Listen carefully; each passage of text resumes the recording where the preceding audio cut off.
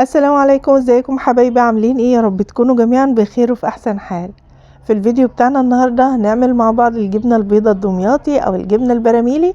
هنعمل جبنه الخزين بقى اللي هنخزنها لشهر رمضان المبارك. كل عام وانتم بخير، او لطول السنه براحتك خالص، تفضل معاكي طول السنه. حلوه جدا. شايفين الجبنه بتاعتنا وهنعملها مع بعض كده على الميزان، وهقول لك كميه اللبن اللي هنعملها النهارده هتطلع معانا جبنه قد ايه. يلا نسمي الله ونقول اللهم صل وسلم وبارك عليك يا حبيبي يا رسول الله. واول حاجه معايا هنا كان معايا 10 كيلو من اللبن الجاموسي. هنشتغل النهارده ب10 كيلو عشان يطلعوا معانا كميه كويسه نقدر ان احنا نخزنها مع بعض. اهم حاجه ان انت تكوني جايبه اللبن من حد مضمون، من عند فلاحين كده، يكون اللبن كويس وعارفه انه كامل الدسم ونسبه الدسم فيه عاليه شويه عشان يطلع معاكي كميه كويسه من الجبنه. دي اهم خطوه فيه. تقدري تشتغلي باللبن يعني تكوني مفرزاه وتطلعيه فك خالص، بس ما يكونش مغلي قبل كده. لازم اللبن يكون ما تغلاش. اول حاجه بقى اول خطوه معانا، بحط اللبن بتاعي كده على النار وبنزل فيه بالملح. ممكن ندوب الملح لوحده او ننزله، هو هيدوب معانا لان الملح معايا ناعم. هننزل لكل كيلو من الحليب او اللبن 1.5 معلقة.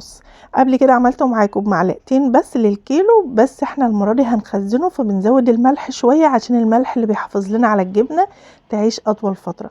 فعملت لكل كيلو 1.5 معلقة كبار، معلقتين من بتوع الاكل كبار.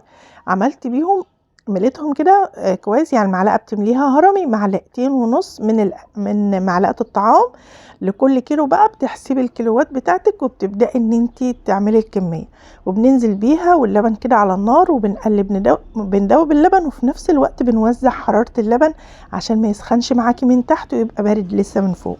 من وقت للتاني كده بتختبريه بايدك. لو عندك الترمومتر بتختبريه بيه، لكن ما فيش عندي بقى فبختبره بايدي. بتحسي كده بحرارة اللبن، صبعك يكون مستحمل الحرارة، ما يكونش سخن قوي، ما يكونش يعني دافي بسيط، لا محتاجينه كده تحطي صباعك فيه شوية تبدأي تحسي ان ايدك مستحملة الحرارة بتاعته. يبدأ بس يسخن كده على خفيف، يعني اكتر من الدافي شوية.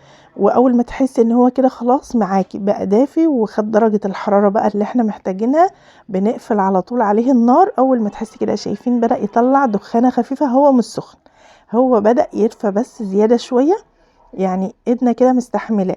بتقفلي النار على طول وبتبدأي تجيبي بقى المنفعة بتاعتك. لكل لتر من اللبن 2 معلقة طعام كبار. برضو بتجيبي معلقتين، تحطي لكل لتر 2 معلقة كبار من المنفعة اللي هو معلقة الطعام، او حسب قوة الاجزاء او المنفعة عندك، حسب ما بتسموها ايه في بلدكم. بتسألي اللي بتشتريها منه سواء اللبان او اي مكان بتجيبيها منه، بتسأليه على قوة تركيز المنفعة بتاعتك قد ايه وبتستخدمي قد ايه اللتر، لان القوة بتاعتها او التركيز بتاعها بيختلف، وهو اللي بيكون عارف التركيز بتاعها فبيقدر يفيدك.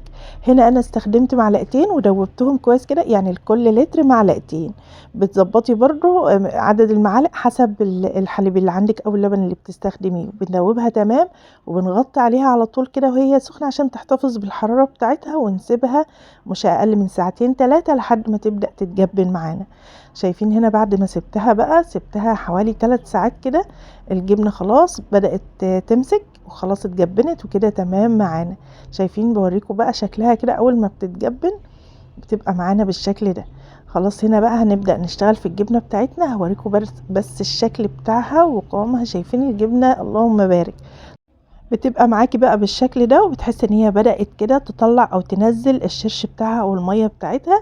هنجيب معانا بقى الحاجة اللي هنشتغل فيها. شوفي ايه اللي يناسب الكمية اللي انت عاملاها.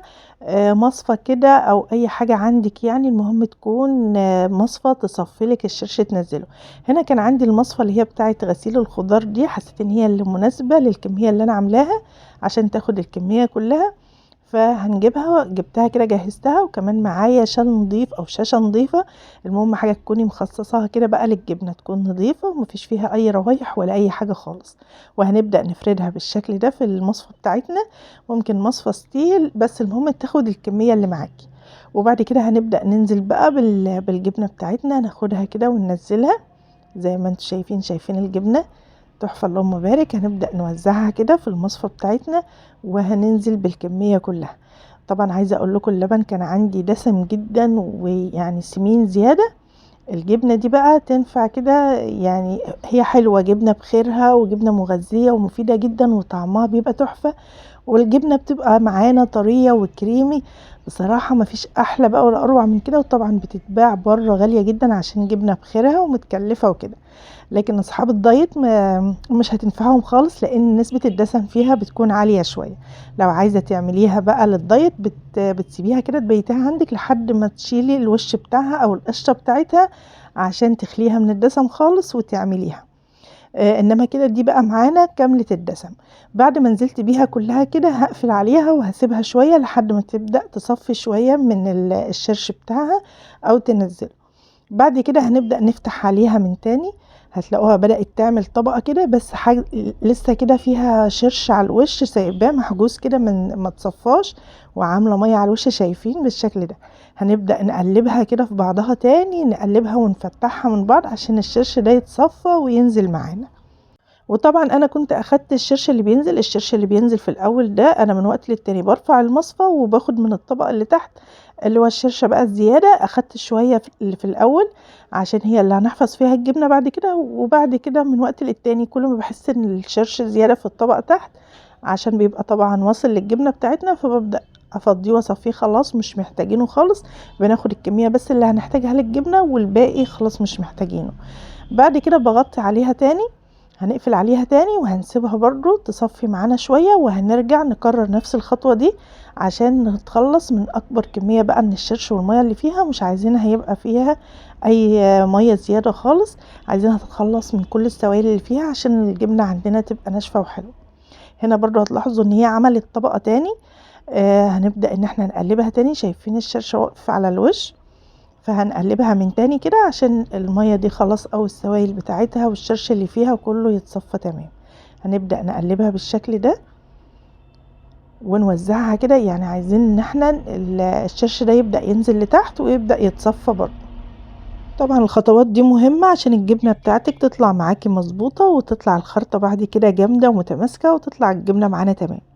هنا بقى هنبدأ ان احنا نوزعها كده معانا في المصفى بتاعتنا او في القالب اللي احنا حاطينها فيه كويس، وهنبدأ نحاول كده ان احنا نفرد الشاشة بتاعتنا تمام على الوش كده عشان ما تبقاش معلمة في الجبنة، لان خلاص احنا هنبدأ ان احنا نظبط الجبنة بتاعتنا. بحاول اظبطه كده على الوش بالشكل اللي انتوا شايفينه، وهقفله عليها تمام كويس، وهنسيبها تصفى براحتها. بس محتاجين ان احنا نعمل عليها بقى تقل كده علشان نضمن ان هي تصفي المية كلها. هنا كنت بقى بجرب كده صينية احطها على وشها، بس لقيتها مرفوعة لفوق مش طايلة الجبنة، فمش هتصفيها يعني مش هتبقى هي ده التقل اللي عليها. فاضطريت اجيب صينية تانية هي اصغر شوية، بس هي المهم ان احنا نحاول نحط تقل. لو عندك حاجة بقى تظبط على وش الجبنة كلها هتبقى تمام جدا. وهنحط عليها اي حاجة كده فيها مية، ونسيبها بقى براحتها خالص لحد ما تبدأ تصفى خالص من اي شرش فيها، وتبدأ تظبط معاكي وتربط كويس جدا وتبقى متماسكة. هنا سبتها يوم بليلة كاملين عشان اتأكد ان هي صفت معانا كويس جدا وبدأت ان هي تتماسك كده. بعد كده جيت وفتحت عليها، شايفين الجبنة بقى معانا بقت تمام بالشكل ده وصفت خلاص، ما عادش معاها يعني ما عادش على وشها اي شرش، خلاص اتصفت تمام واتكبست كمان تمام. وطبعا كنت من وقت للتاني زي ما قلت لكم بحاول اصفي اي شرش بينزل منها عشان تبقى الجبنة ناشفة معانا. هنا هنبدأ نقلبها بقى كده مع بعض ونشوف شكلها بعد ما اتكبست يعني تمام او اتظبطت معانا. هنا رفعتها وهنقلبها بالشكل ده، وهنشتغل بقى الشال من عليها وهنشوف شكل الجبنة بتاعتنا. عايزة اقول لكم مطلعة كمية اللهم بارك، كمية حلوة جدا. وشايفين شكل الجبنة معانا تحفة تحفة ما شاء الله. ال10 كيلو مطلعين معايا كمية كويسة جدا عشان اللبن كان كامل الدسم كده او الدسم بتاعه عالي شوية. اللهم بارك لاصحاب الحاجة اللي جاي منها اللبن ما شاء الله. اللبن حلو جدا عشان كده مطلع كمية كويسة جدا. شايفين الجبنة بتاعتنا، شايفين الجمال، حلوة جدا اللهم بارك بجد تحفة. هنبدأ نقطعها مع بعض وهقول لكم دلوقتي طريقة التخزين بتاعتها، هنعينها وهنخزنها مع بعض ازاي عشان تقعد معانا لأطول فترة كده. كل ما بتقعد بيبقى طعمها احلى وبتبقى حلوة جدا. هنقطعها مع بعض الخرط كده كبيرة شوية، شايفين بالشكل ده. الجبنة حلوة جدا ومتماسكة وتمام معانا، بس لسه هنعمل فيها خطوة كمان زيادة شوية علشان تبقى معانا مضمونة في الخزين، نعينها براحتنا ما نبقاش قلقانين منها. يعني كده لسه الجبنة ما خلصتش معانا. تابعوا معايا الفيديو الاخر، ويا ريت لو وصلت معايا للجزء ده من الفيديو ما تنسيش تعملي لايك للفيديو واشتراك في القناة لو اول مرة تشوفي قناتي. هنا هنبدأ بقى. شايفين الجبنة تحفة اللهم بارك. شايفين القوام بتاعها والخرطة قد ايه، حاجة كده تحفة. جبنة حلو، الجبنة حلوة جدا، ويعني مش قادرة اقول لكم على الجمال بتاعها، وطعمها طالع حلو جدا. الملح بتاعها مش زيادة بطريقة تضايق، نسيت اقول لكم الملح بتاعها زيادة شوية عشان يحافظ عليها، لكن مقبولة في الاكل وحلوة وطعمها تحفة. شايفين كنت بوريكم شكل الجبنة بتاعتنا بقى والقوام بتاعها، حاجة كده تحفة من الاخر. وهنا بقى هنعمل خطوة زيادة كده عن الجبنة العادية، عملتها معاكم قبل كده ما عملناش فيها الخطوة دي. الخطوة دي بقى علشان نضمن ان الجبنة بتاعتنا تبقى متماسكة وتبقى معانا حلوة في التخزين. هنا جبت المصفى من تاني، وجبت هنا اي شاشة بقى، او جبت قطعة كده من الرول بتاع المناديل اللي هي برضو مناديل الزيت. عملت لكم فيديو كامل عنه قبل كده، هو عامل زي الشاش كده شوية، فهينفعنا في الخطوة دي. فرشته كده في المصفى، وهنبدأ ننزل او نرص قطع الجبنة بتاعتنا تاني فيه عشان يصفي اي شرش لسه موجود فيه. نتأكد ان هي الجبنة بقت معانا ناشفة تمام ومفيش فيها اي سوائل خالص، عشان تعيش معانا زي ما احنا عاوزين تعيش معاكي طول السنة، تفضل معاكي محتفظة بالقوام بتاعها وتحفة. انا كنت بوريلكم برضو قطع الجبنة معانا طالعة اللهم بارك. هنرصها كلها بقى في المصفى كده وعلى الشاش علشان تصفي المية تمام، وهسيبها كده في المصفى الليلة كاملة علشان اتأكد ان هي صفت معانا كويس جدا. بعد ما سبتها ليلة كاملة معايا واتصفت بقى تمام، واتأكدت ان خلاص مبقتش بتنزل اي سوائل يعني، هنبدأ بقى نعمل الخطوة اللي بعد كده، او نشوف الخطوة اللي معانا ان احنا نخزن الجبنة بتاعتنا ازاي. بس في الاول هوريلكم بقى الجبنة طلعت معايا قد ايه بالظبط على الميزان. هنا زي ما انتم شايفين الجبنة على الميزان 2 كيلو 980، يعني 3 كيلو. 10 كيلو من اللبن طلعوا معانا 3 كيلو، كمية حلوة جدا اللهم بارك، عشان اللبن اصلا كان دسم. طبعا بيطلع منها بقى قطع صغيرة كده، كان ممكن تعدي كمان ال3 كيلو لو القطعة دي. وكنت بدوقها بقى وكل شوية وانا شغالة معاكم. الجبنة ما شاء الله حلوة، يعني 3 كيلو كمية حلوة جدا من الكمية اللي عملناها دي. زي ما قلت لكم لان اللبن معانا كان كامل الدسم، والدسم بتاعه نسبة الدسم عالية شوية. هنجيب بقى اي علبة او جراد اللي هي الشفافة دي بتاعت الجبنة، زي ما انتم شايفين تكون نظيفة اهم حاجة ومتعقمة. وهنجيب بقى الاكياس الشفافة دي نحطها فيها، وهاتي بقى شطة كده اللي هي الشطة الحامية، بتدي طعم وريحة للجبنة حلوة جدا اللهم بارك. حطيتها كده فتحتها فتحة صغيرة ورصيتها في الجردل عندي من تحت. وهنجيب بقى المناديل اللي هي النايلون دي، لو مش حابة تعمليها او ترصيها على طول مش مشكلة، او اكياس لبن لو موجودة عندك تفتحيها وتبدأي تلفي الجبنة بالشكل ده عشان تحافظ لك عليها. وزي ما قلت لك دي عادي ممكن ما تعمليهاش خالص، تحطي الجبنة زي ما هي كده. دي بس يعني ايه زي التأكيد للحفاظ كده على الجبنة بتاعتنا. وهنبدأ نلفها بالشكل ده ونرصها في الجردل عندنا زي ما انتم شايفين بالشكل ده تمام. بنلفها كده ونرصها تمام. هرص الكمية حسب ما الجردل هياخد معايا او الكمية اللي انا هخزنها. وبعد ما رصيتها بقى وحطيتها بالشكل ده، هنجيب برضو شطة كده من على الوش، قرون فلفل حامي كده بيدي ريحة وطعم حلو جدا. هاتيها فريش بقى عشان تديكي الطعم والريحة الحلوين كده للجبنة. وبعد كده بعد ما رصيتها بالشكل ده، معانا بقى الشرش اللي هنستخدمه. الشرش ده بقى اللي نزل من الجبنه في الاول خلاص، زي ما قلت لكم باخده كده وبغليه غلوه على النار عشان اتاكد ان هو يحافظ لي على الجبنه، وبسيبه لحد ما يبرد تماما معانا. وبعد كده بنبدا ننزل بيه على الجبنه.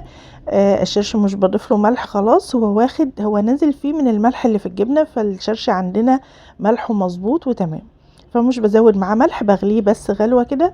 وبنحط الشرش على الجبنة ويعني يكون مغطي الجبنة بتاعتنا بالشكل ده. بعد كده بناخد الكيس، اول ما بنحس ان كده تمام خدت الشرش المظبوط، وحاولي تظبطي يعني ما تزوديهاش زيادة عن اللزوم عشان لما تيجي تقفلي العلبة او الجردل بتاعك.